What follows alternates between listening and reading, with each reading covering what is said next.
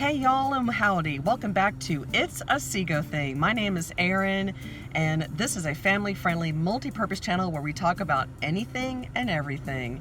Welcome back to our foster series part 2. Yay! I'm so excited. I know y'all probably just got finished watching part 1. As you can tell, I haven't changed my shirt. I'm still in the same environment. I'm trying to film part 1 and 2 back to back because part 3 Part 3 is going to be the foster room tour. I gave a brief one very quickly of one of our 2 rooms that we have for our foster kids. But I want to show you guys both rooms, and I want to kind of go through more detail. Why do we have certain things? How did this work? Why do we have our room structured the way that we do? And how has that worked each time we've had children? So, but part 2, if you haven't already noticed on the title, welcome to foster care. Congratulations, you are now 100% licensed as a foster family. Woo! So, that was a crazy journey that you guys have just been through. The paperwork, the classes, the background checks, all the inspections. Depending on your agency, you probably had to go get a vaccination. You probably had to go get a physical. You probably had to have your pets inspected. You had to probably have your agency call your doctor for approval. If you do see a counselor on a regular basis, which by the way, if you do, whoop, whoop, that's awesome. Oh, counselor's in the house. But they probably had to call your counselor to make sure you were able to do this. You have been through the ringer, and now you are 100% licensed. What does that mean? Okay, and forgive me, still under the weather. I have to hold back my laughs because if not, I'm going to turn into a coughing, hacking monster or something.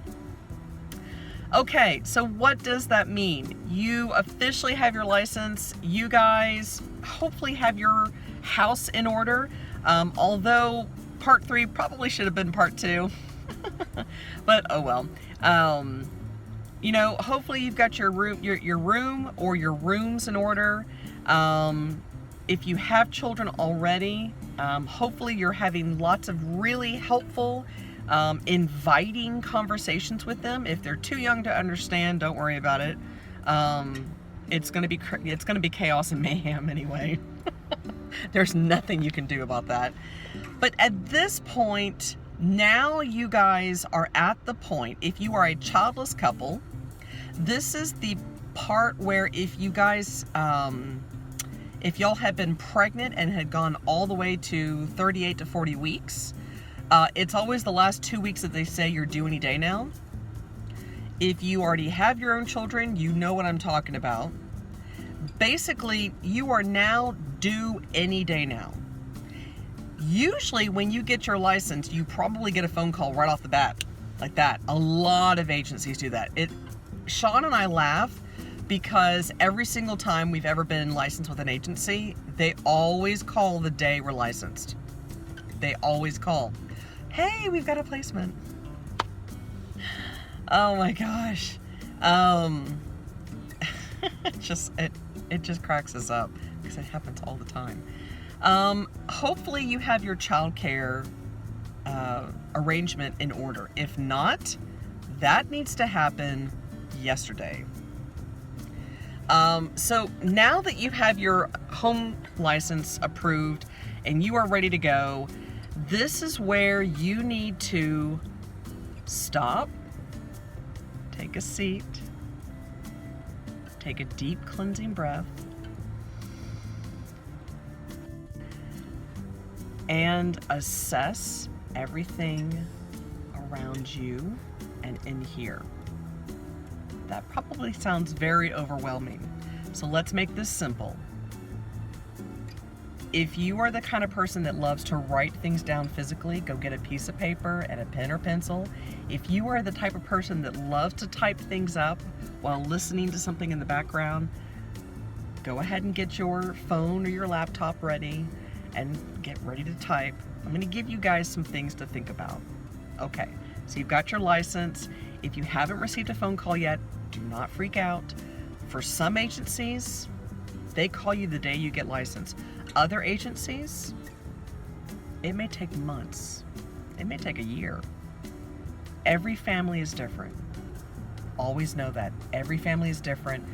Number one, write down or type. Number one, every family is different. Number two, this is going to take as long as it takes. Number three, do not compare yourself at all.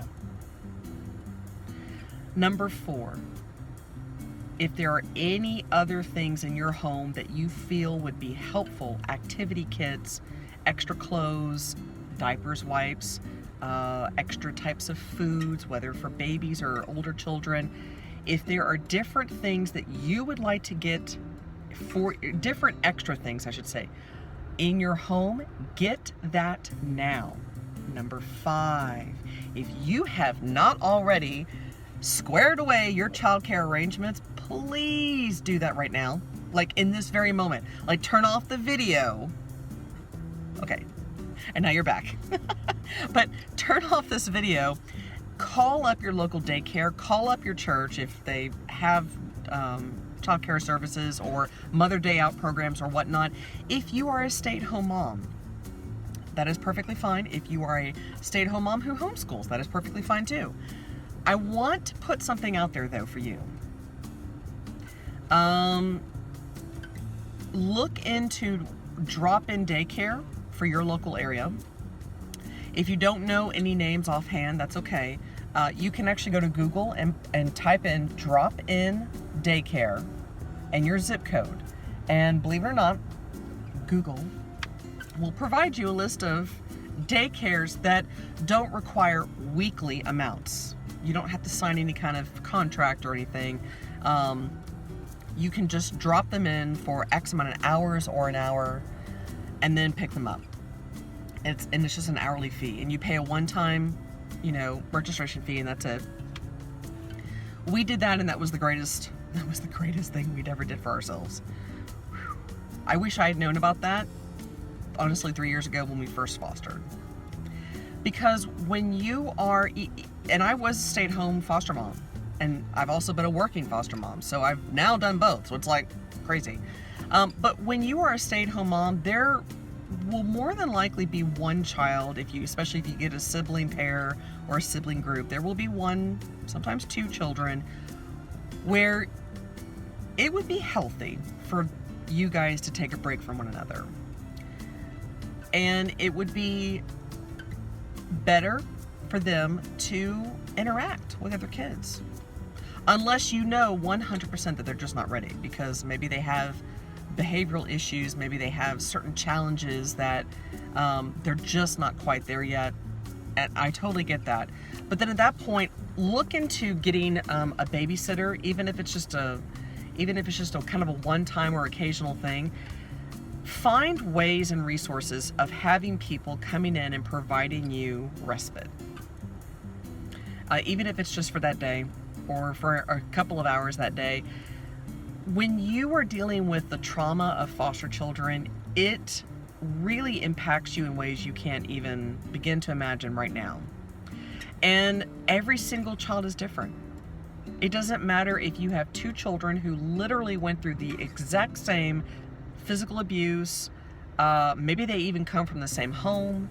But every single child is different. They all react very differently. And so having a way for you to step away for a little bit, take a deep breath, be able to call a friend and cry, or call your CPS worker and cry and talk to them. Trust me, they've heard it. The last CPS worker we had, I think I did actually get emotional in front of her a couple of times. She didn't even bat an eye. She was just like, yeah. I mean, she was very sweet. She was compassionate. It didn't faze her, basically, because they deal with this, guys. CPS, they deal with this, or DFPS or DPS, however you guys. Everybody has, every state's got so many different acronyms. It's so weird. I wish that everything was just the same. But now that your license is official, this is when you need to get things ready to go. Get them in order, because that phone call, you guys could say yes to the next phone call. I'm not saying that you will, but you could. You don't know. You don't know what's going to happen, and you need to feel as ready as you feel comfortable. If you are already parents, you know already that you're not going to be prepared. You're not going to feel ready, but you'll do the best that you can. Everybody has their thing that helps them feel comfortable. For me, I love having certain things ready to go in my home.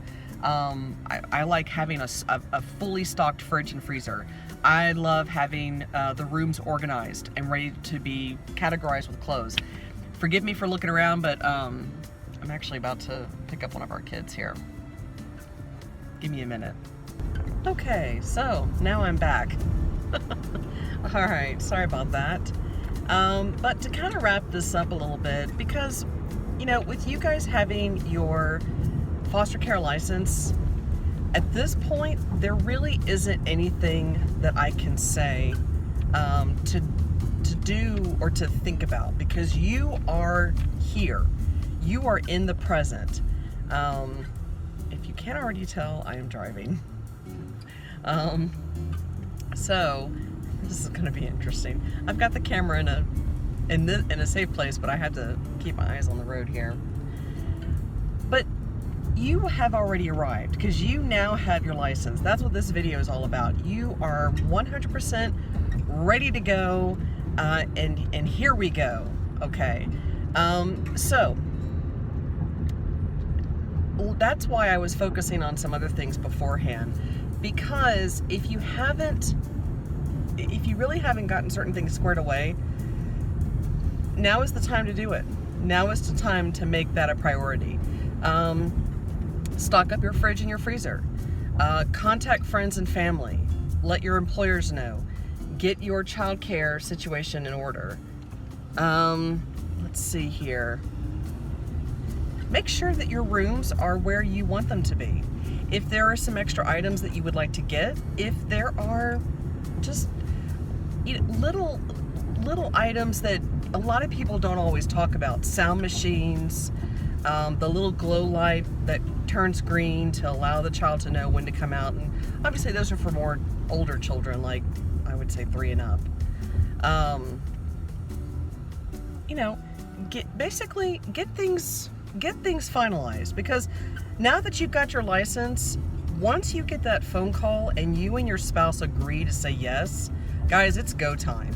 Everything starts, and everything's going to go at warp speed, and you are not going to be actually catching your breath until 3 months from that day you say yes. That's literally how that goes.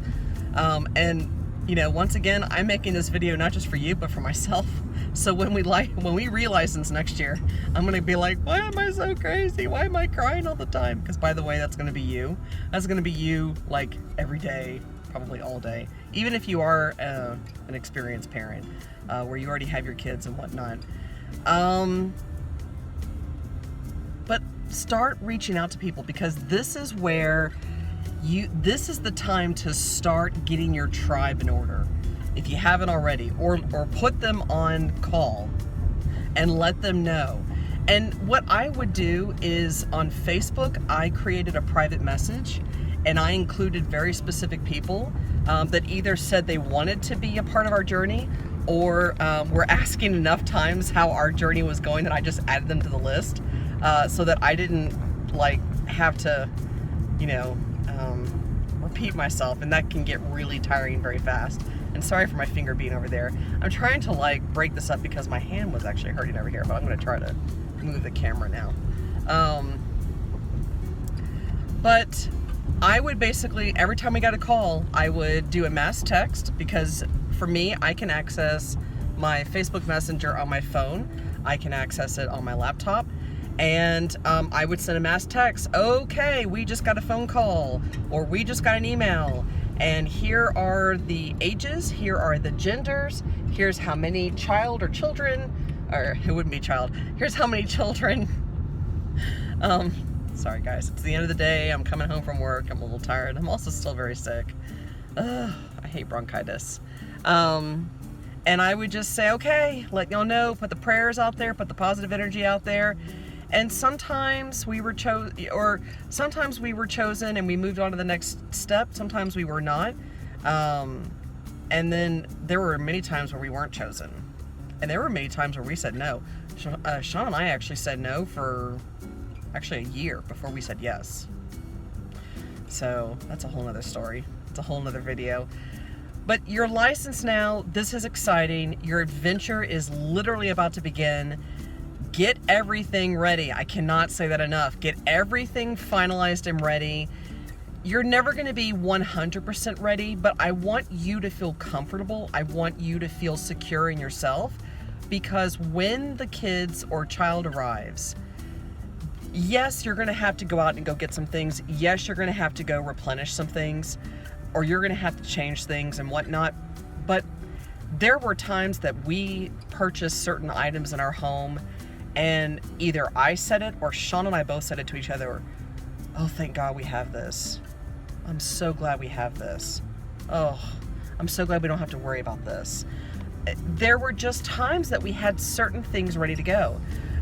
This past placement, although it was crazy and rough and I was an emotional mess for at least 6 weeks, mostly the first 4 weeks definitely, but solid, but even after the last 2 weeks, or even the 2 weeks after, even on week 5 and week 6, I was still a bit emotional, but not as much.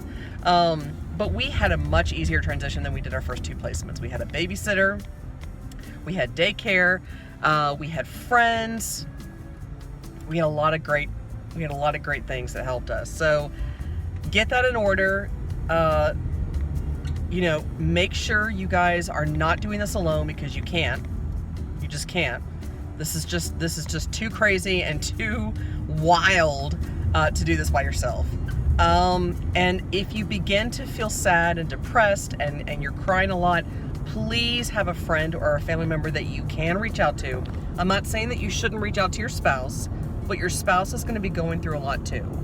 Both of you guys are going to be going through a lot. You're going to be processing a lot. You're going to be, you're just going to be experiencing a lot. Sometimes it's really, really helpful to have someone on the outside who can just help validate you, encourage you, inspire you.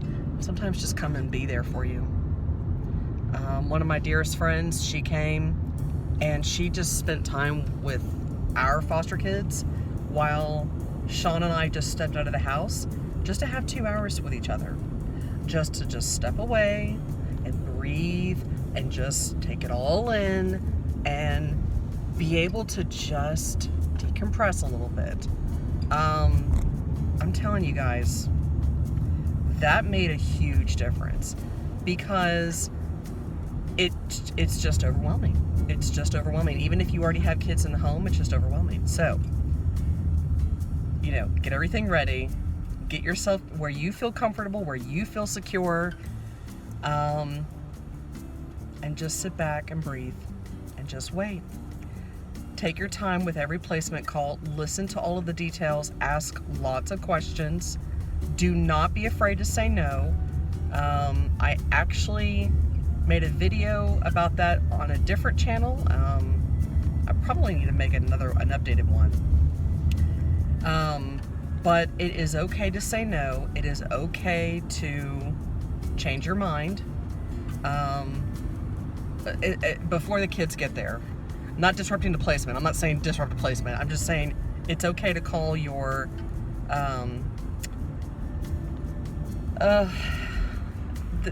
they're called so many different things at agencies, but it's the person, the recruiter who calls with the placement calls at your agency or at CPS.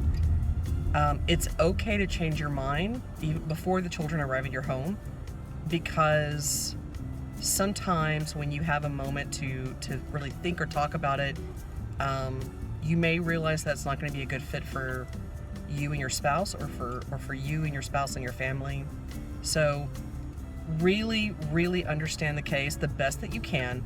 also know that when they call you, not all the details are going to be there. You're not going to get all the information that you can. The most important questions that Sean and I try to focus on, the ages, why are they being placed in care? We know what the gender is because Sean and I, at this point, you know, we're really trying to focus on fostering girls and fostering to adopt girls. And we have our own reasons for that. We've had lots of boys in our home, so please don't think that we're like against boys. We've had boys. We've had more boys than girls. But we just have a special place in our heart for girls in foster care and what they go through, and really just the challenges that really kind of befall them in life. So that's just kind of a passion of ours. But we try to find out the ages. We want to know why they're being placed in care because that helps us understand their trauma. Sorry, I'm trying to let somebody in. Houston traffic, guys. Crazy. Understanding why the child or baby or whatnot, whatever age that, you know, comes into your home or you're saying yes to, understanding why they're being placed in care helps you understand their trauma. And I'm trying to think what else if there are any known medical or behavioral issues. That does not usually make us say no, but that is very important for us because if they already have known behavioral issues, more than likely we're probably not able to put them into childcare, which means that we need to fall on our plan B and call our babysitter. But if they have medical issues, that will also be important because it could be dietary, it could be allergies, it could be something more significant, where we need to prepare ourselves mentally and really understand how do we need to quickly adjust our schedule, or are we able to dedicate the time needed for that child? Because what you need to factor in is that these children are coming in and they've been traumatized in any shape or form. They are coming with certain challenges, certain issues that are going to require a lot of attention. They're going to require a lot of assistance on you and your spouse's part. And none of that is bad, by the way. None of that is the child's fault. This is part of foster care. But, you know, this is part of you guys' decision when you take those placement calls. So this was a little bit longer than I expected. So I hope you guys enjoyed this part 2. Thank you so much for bearing with me as I'm driving home from work, and everything's kind of crazy right now. But this was part 2 of the foster care series that I'm doing. The third part that I will be doing, I'll probably be wearing a different shirt because I have to really get my other camera out and edit that because I want to really kind of go into that, and that will probably be a 20-minute video. I don't know. But that will be a room tour of our 2 foster bedrooms. So I'm actually very excited about that video. So, like I said, if this was helpful for you guys, please give it a thumbs up because I love my likes. Subscribe here, if that's where it is, and ring the bell for notifications. I do post frequently. Please share these videos for any family or single parent or prospect single parent if you feel like this will be helpful for them. And I hope to see you guys next time, and I guess I will talk to you later. Bye.